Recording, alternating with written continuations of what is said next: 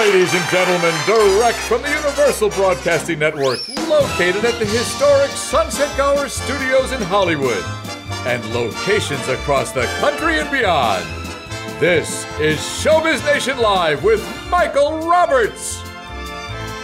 Your weekly look behind the curtain featuring the latest news, reviews, interviews, and performances with the artists that shape the magnificent world of the performing arts. And now, curtain up, put your hands together. Here is the host of Showbiz Nation Live, Michael Roberts.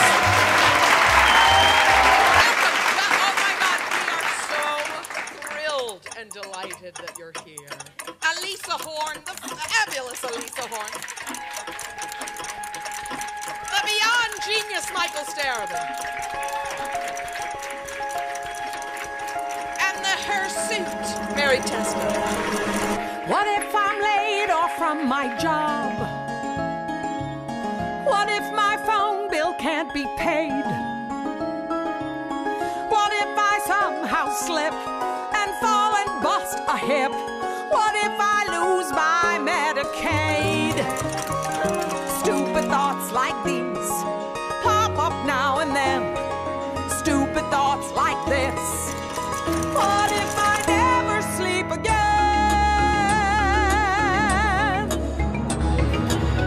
What if world peace is just a crop? What if there's no such thing as change? And if the planet warms, creating floods and storms, what if God's out of hearing range? Daniel prayed all night in his lion's den. How come I can't pray? What if I never sleep again?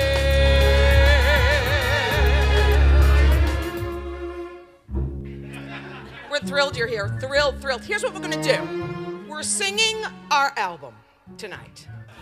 But I do have to tell a story because I do have to set up the next song. So I do have to tell a theater story. Pretty like the lips of your lover, 'cause pink is the love you discover. Watch out. Pink like pink on your cherry. Pink 'cause you are so very. It's the color of passion.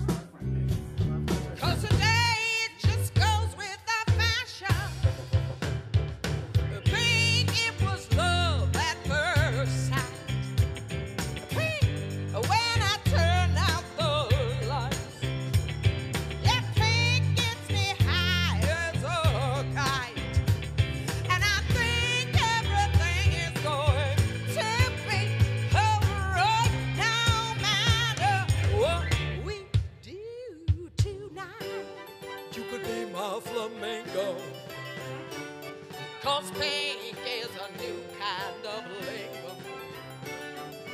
Pink like a Jacko umbrella. It's pink. Welcome back to Showbiz Nation Live. I am with my lovely co-host, Barbara Fitos, and my other co-host, Michael Chris from San Francisco, may be joining us. I gave him the wrong time for the interview, but that's life. Life is just a bowl of cherries, and you can definitely hear Life is Just a Bowl of Cherries on my friend Mary Testa's fantastic, and I mean freaking damn fantastic new album called Have Faith. And it is tracks of the most luscious, most orchestrated, fun songs from the 80s with some of the most incredible mix of composers, and for my money, the best version of Hallelujah you will ever hear. Oh, thank you so much. And Mary, thank you for joining us. Oh my God, I can't believe I'm talking to you, one of my favorite Broadway stars ever in the world.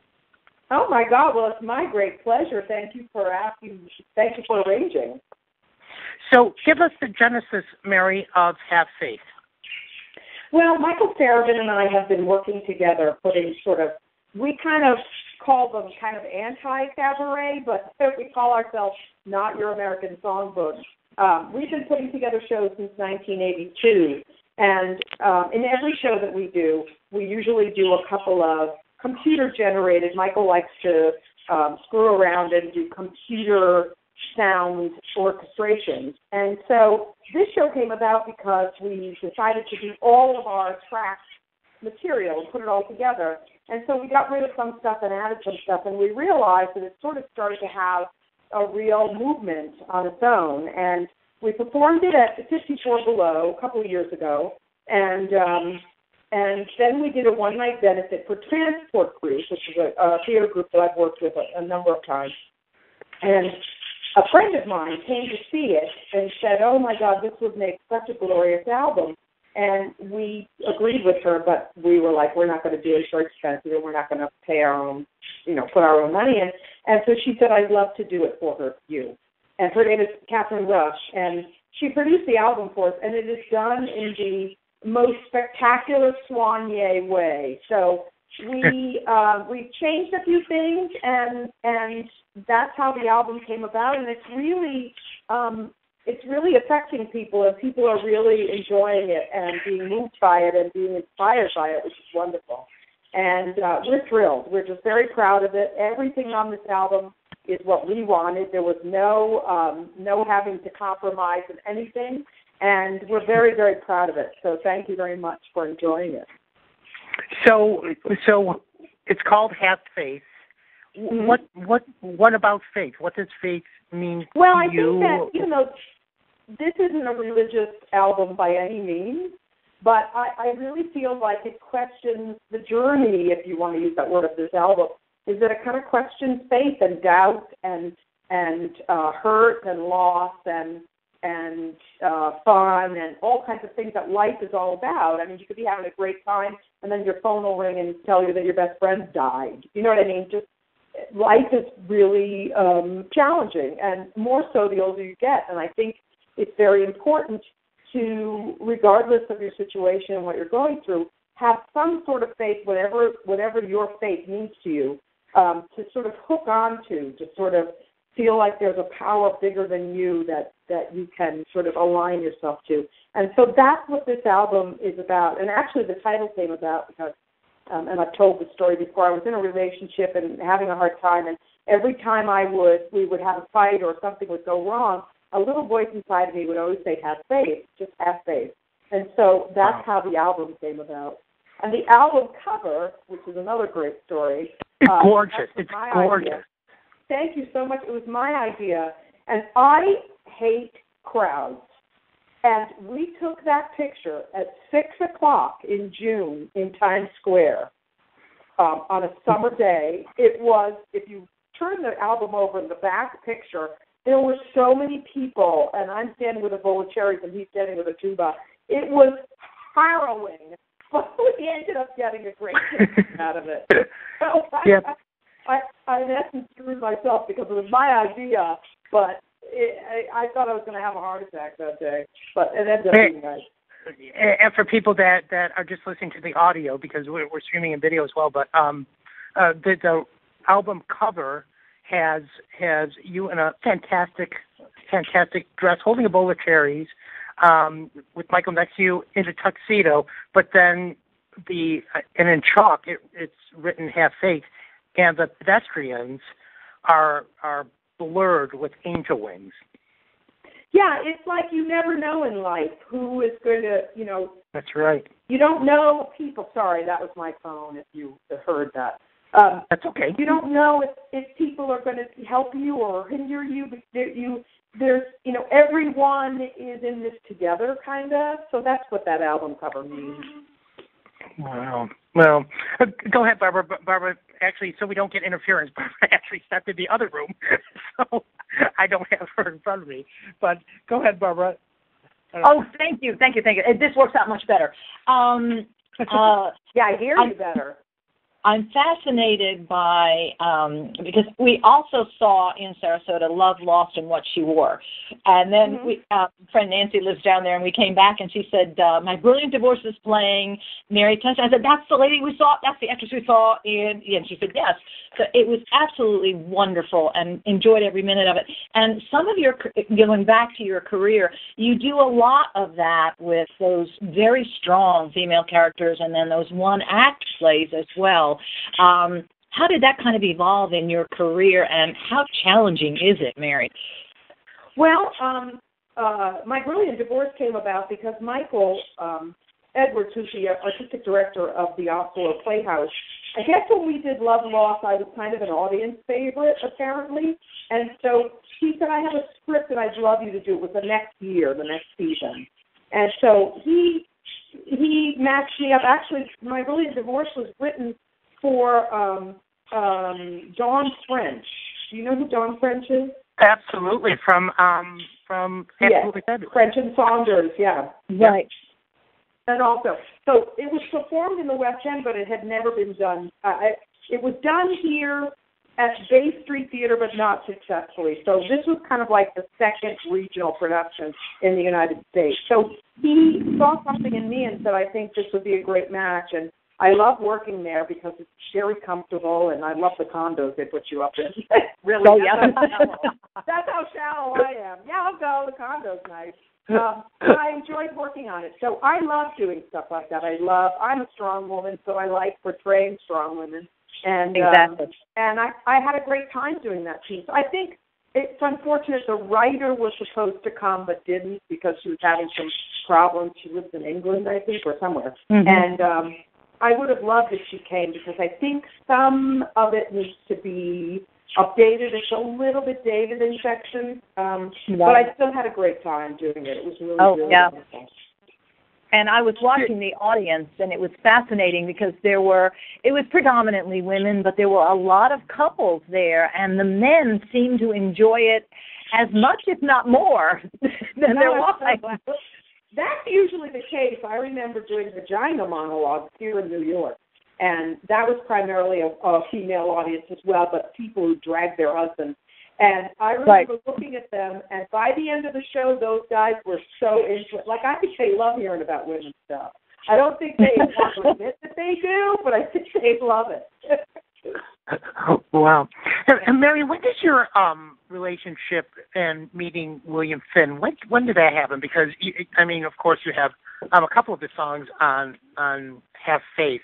But, my God. I just had one little song on Have Faith, which has changed. That's right, you have changed, right.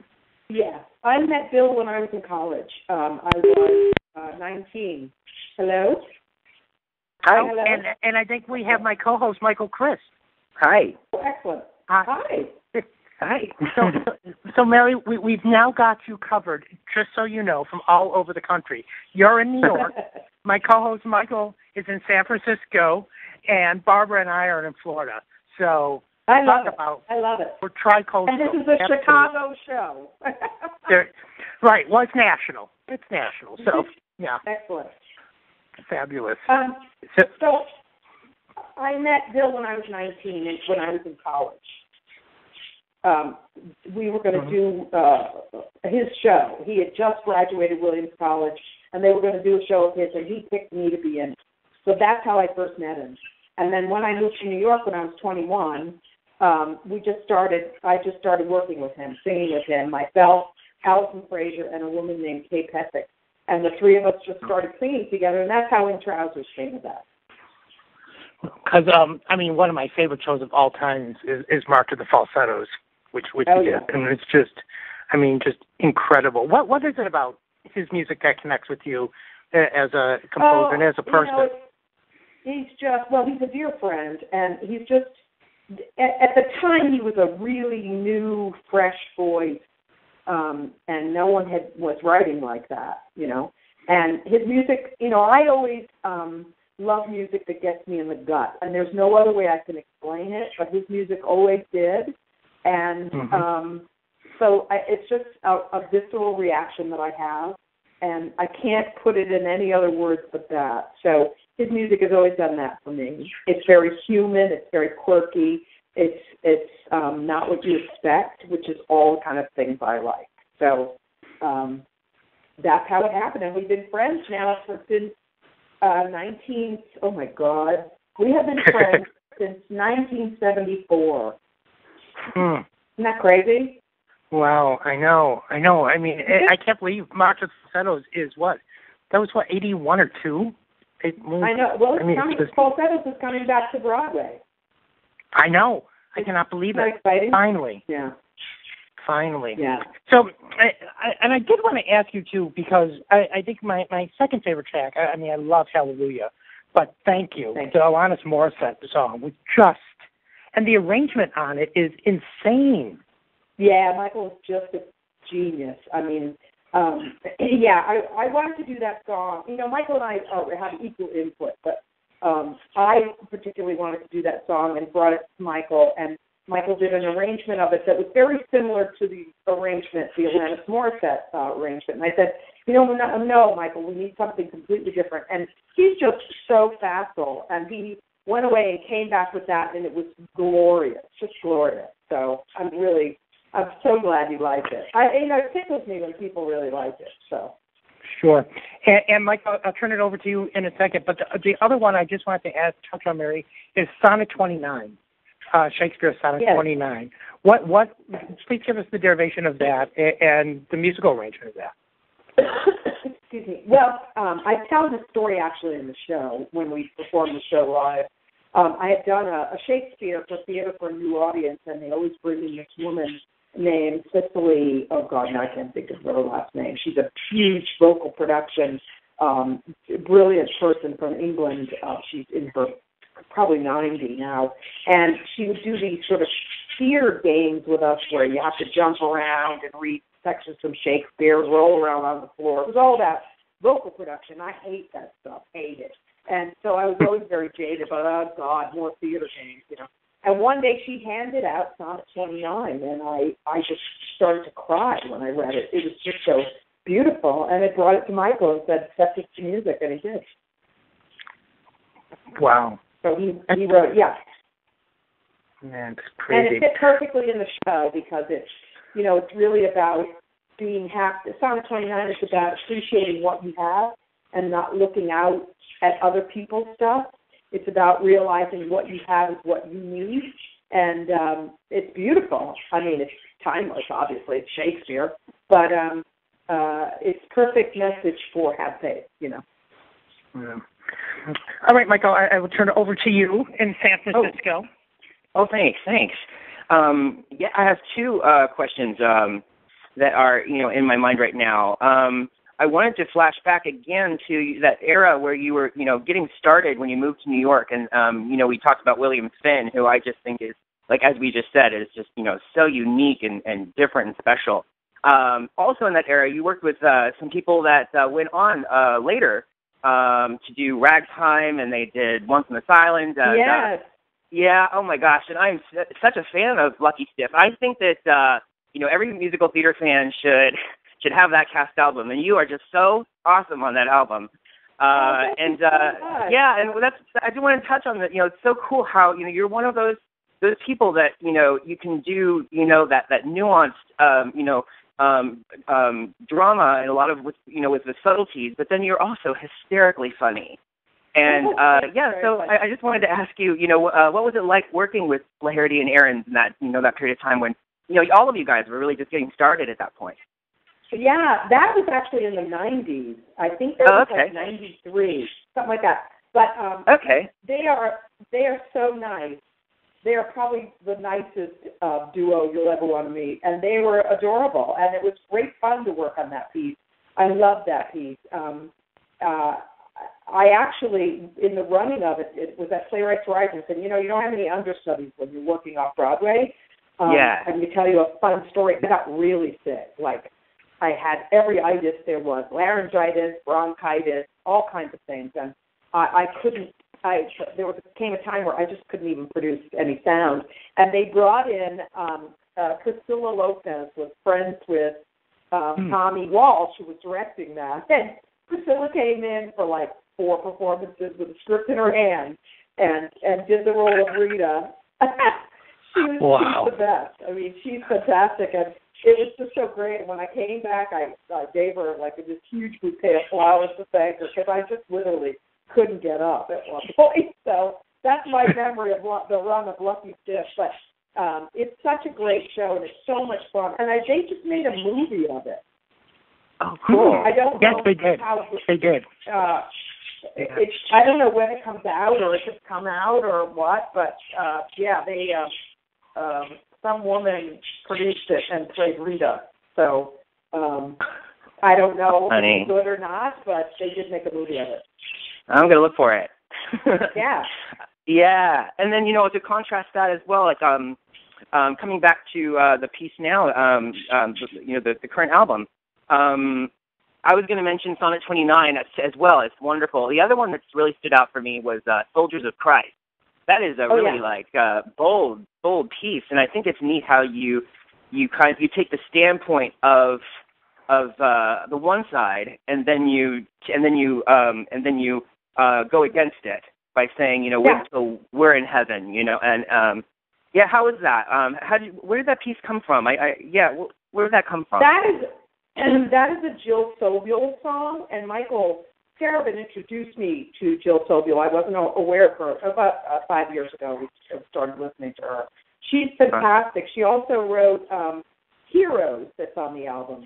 I really like that album. I mean, I like that track as well. That's a great song. Exactly. Yeah. She's a quirky, really fun storyteller writer, and I love Soldiers of Christ because it's really what the danger is of happening to our country now, the right wing, and it's so hypocritical. And I love pairing it with Sister Clarissa because I went to Catholic school, and that is indeed hypocritical as well. So I love pairing those two because as I said, the album is about having faith, and that's the sort of religious section of the album. If there's any religion in it, that's it. So I love that. I think it's scary and fun, and Michael did all those orchestrations that's Jimmy Swaggart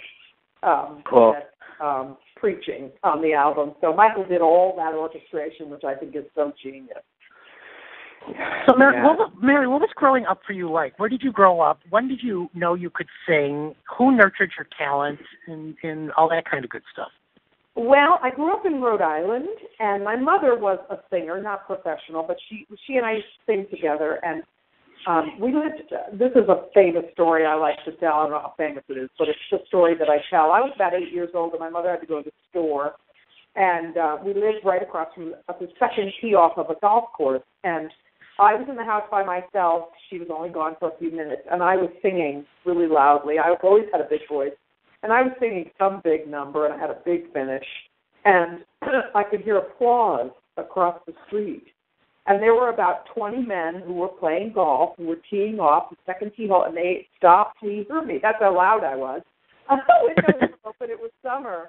And I remember being so embarrassed, and I sat under the window so nobody could see me until my mother came home. But I guess that was my first indication that, hey, something's working here. And then when I was about 16, I was deciding between going to law school or being a performer, and I kind of chose performing. And so I went to a special school in between high school and college, and then majored in theater in college, and then just moved to New York. Total blinders on, never thought about anything, just said, this is what I'm going to do, and just press forward. It's only now that I'm much older that I'm like, what did I do to myself? Because it's not always easy being an artist, But anyway, that's how it all happened. And I sort of nurtured myself. There wasn't really anybody mentor-wise that I sort of had, except when I went to college and then majored in theater. But that's how it all came about. And Mary, you have such a strong stage presence. And so for you going into shows like Chicago or Wicked, that were those parts about, going in, maybe a year or two into the run, how were you with somebody like a personality like you? And I asked this question on my friend Rondi Reed in Chicago when she took over because she did Madame Orville here. She did. Yes. Is it? Yeah. How is it hard for you to rein in what you really would like to do to a character when you have parameters when a character is already defined? No, because it's a different thing. It's like you're fitting into a machine. So, I mean, in the case of Wicked, I actually was able to bring a lot of my own stuff to it within a parameter, you know what I mean? And that's a great challenge, to fit in, to do what, the rhythm of what has been established, but also to give little touches and flares of your own thing. I got a fan letter from somebody who had seen, the Wicked fans are, like, unbelievable. A lot of them have seen the show. Like, every cast they come to see. And I got this wonderful letter from a young guy who said, I've seen your show so many times, and you brought things to it that I have never seen before. So that was very gratifying. There's my dog. But your dog agrees. Yeah. So that was very gratifying, and I appreciated that. And, I had a great time. But it's a good challenge to try and fit into a machine, you know what I mean? Yeah, Same thing with absolutely. Chicago. I mean, there really isn't much you can do that's all that different because there's a rhythm to it, and you've got to fit into the rhythm. So, but it's fun. Right. I like creating things more, but listen, a good job is a good job. So. Barbara, I will turn it over to you.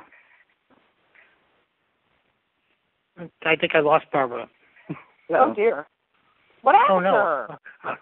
I don't know. I'm gonna go find her. So Mary, how long did it take to put the album together from start to finish? We actually, because we had done the show before, we only had one thing.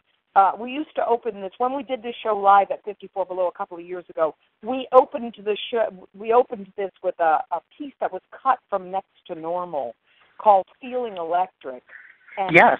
We thought it was apropos because the whole show was all recorded, all tracked. And then when we discussed doing the album, we used to do a piece of Life is Just a Bowl of Cherries into Feeling Electric. We got rid of Feeling Electric, and then Michael came up with this fantastic classical orchestration of Life is Just a Bowl of Cherries.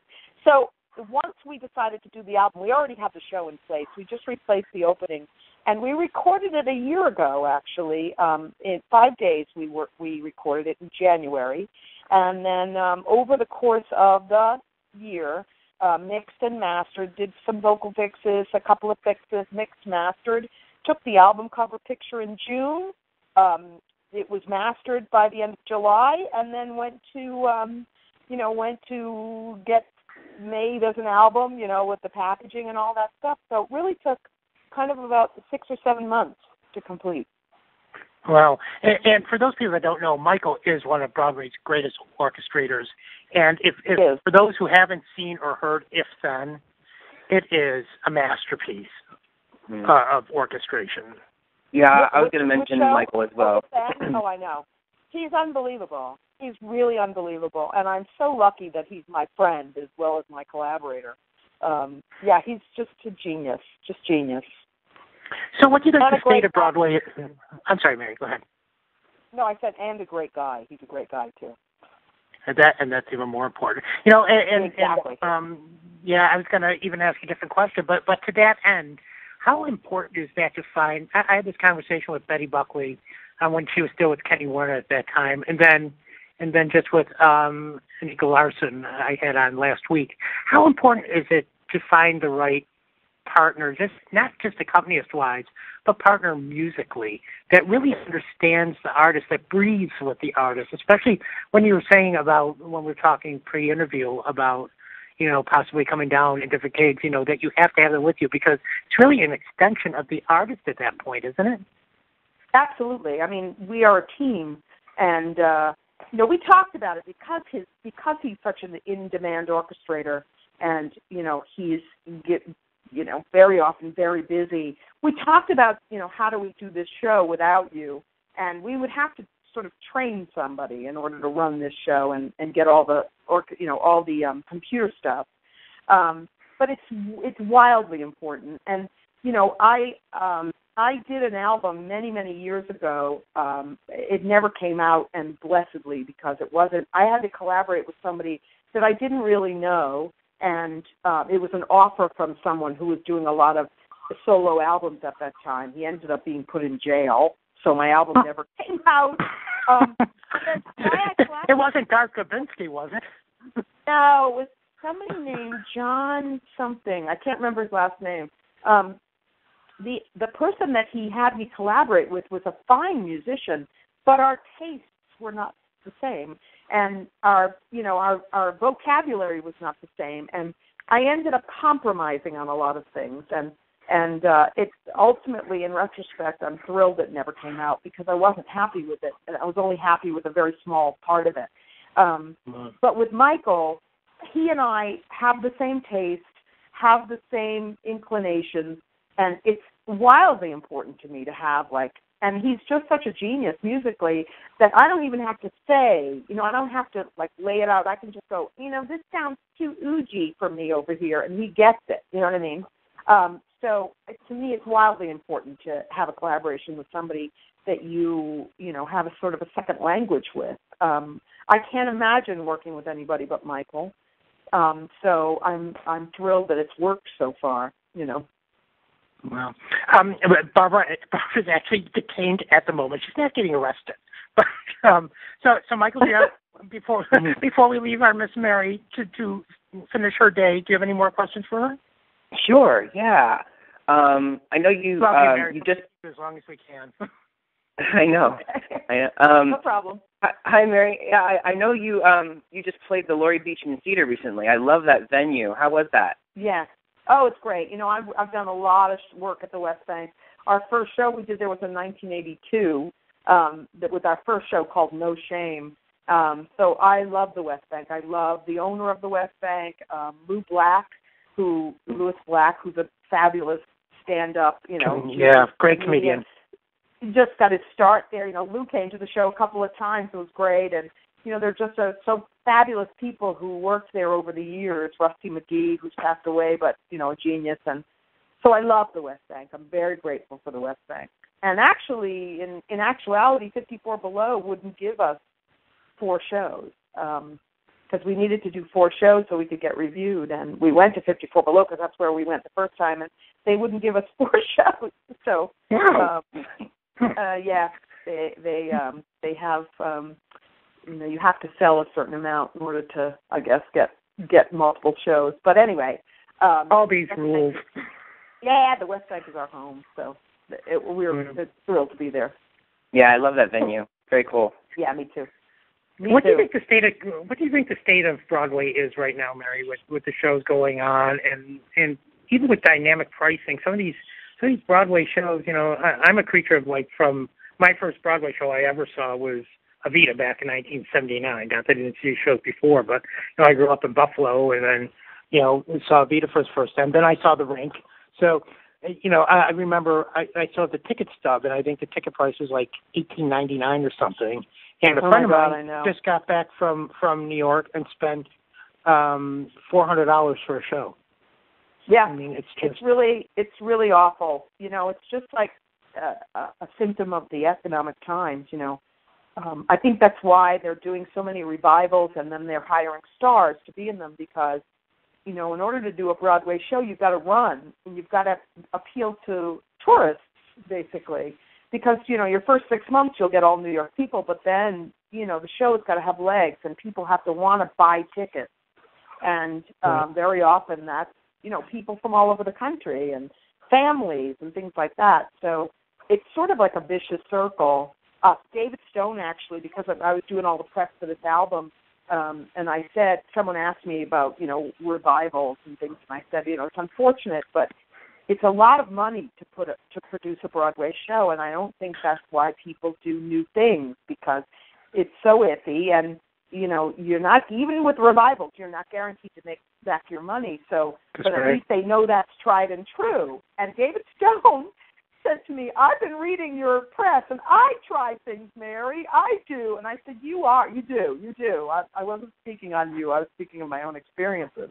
And he does. He does do new things. I mean, look at It Then, and Wicked, and all of that are all new shows, basically, that he put his money behind.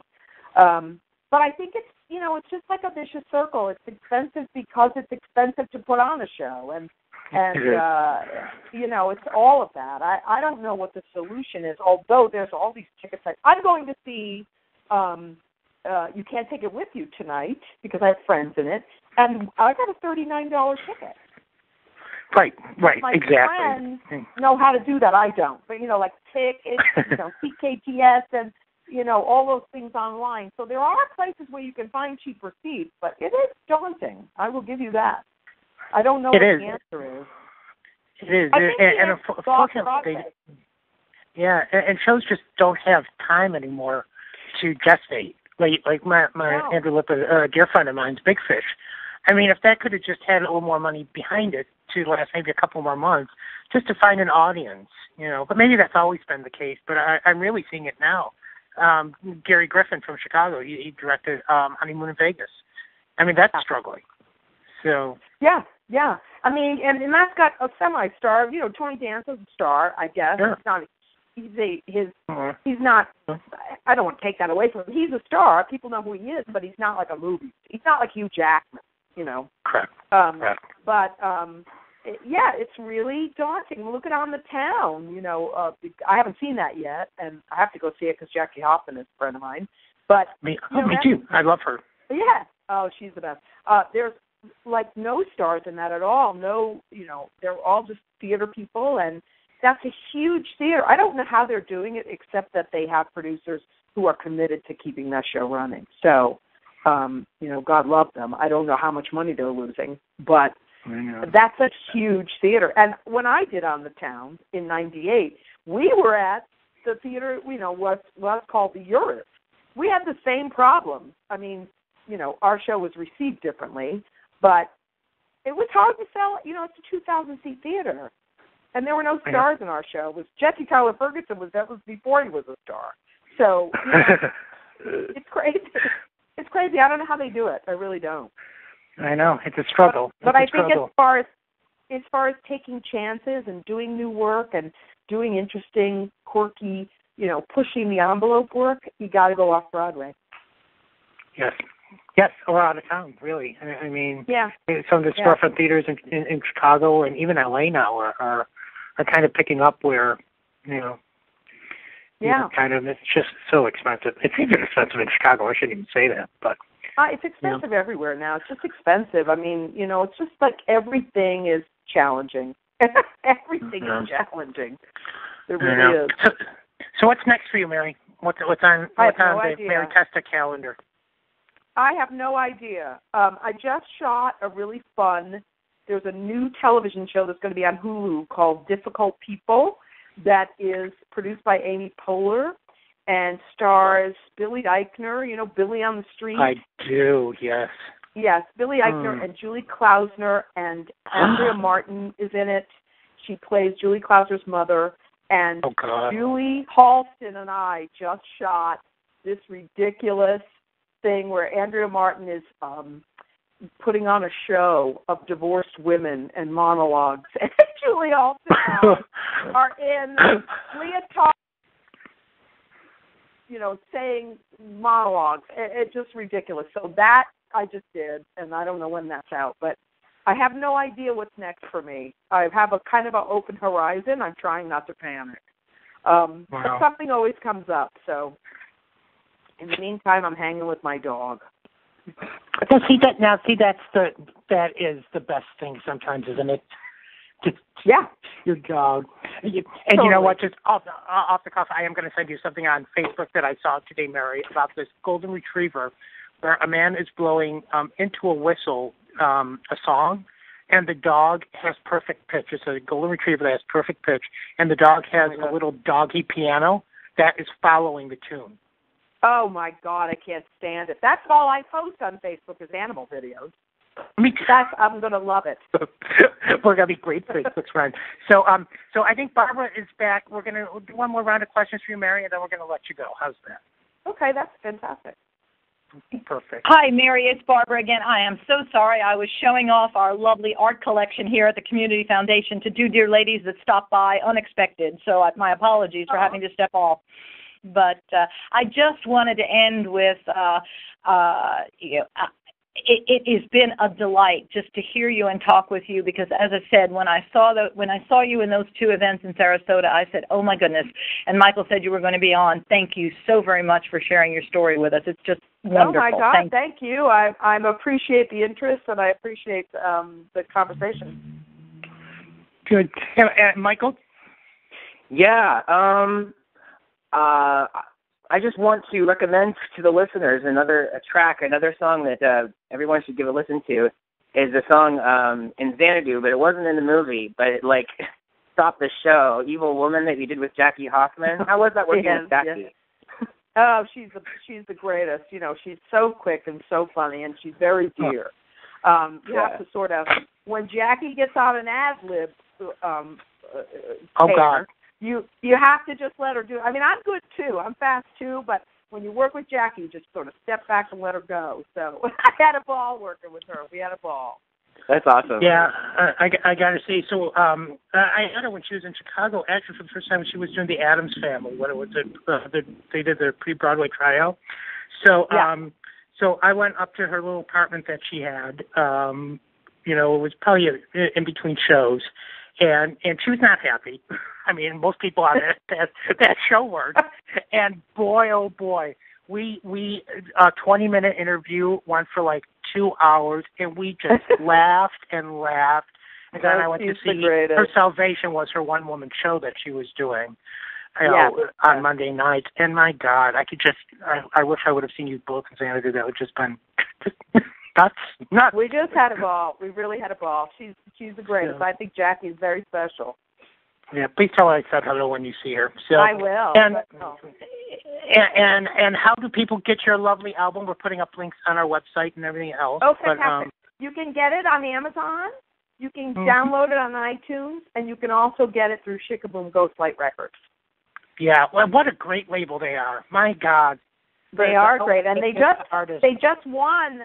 Beautiful just won a Grammy, so they're like Grammy winners as well. Yes, they are. I know. I love Jessie Mueller from Chicago. See?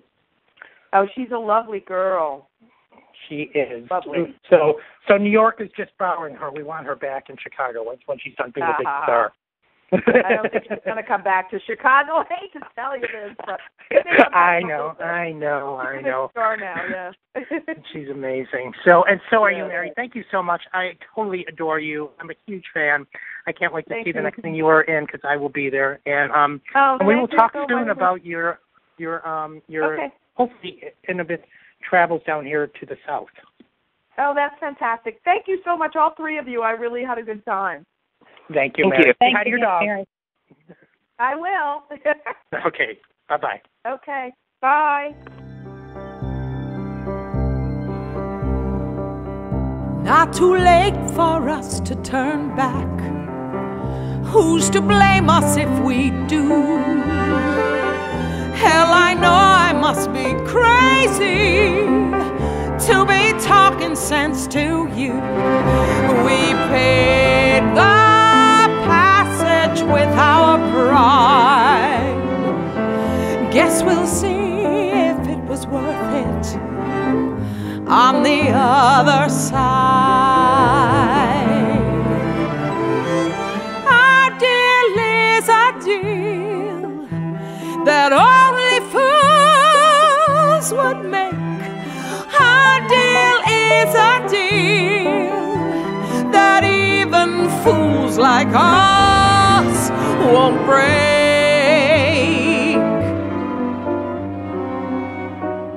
No idea where this is going. No idea how this will end.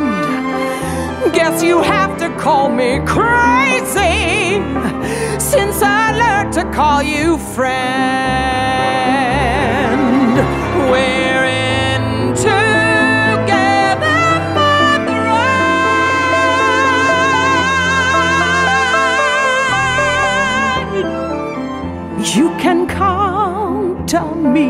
meet you, I will be the first to greet you on the other side.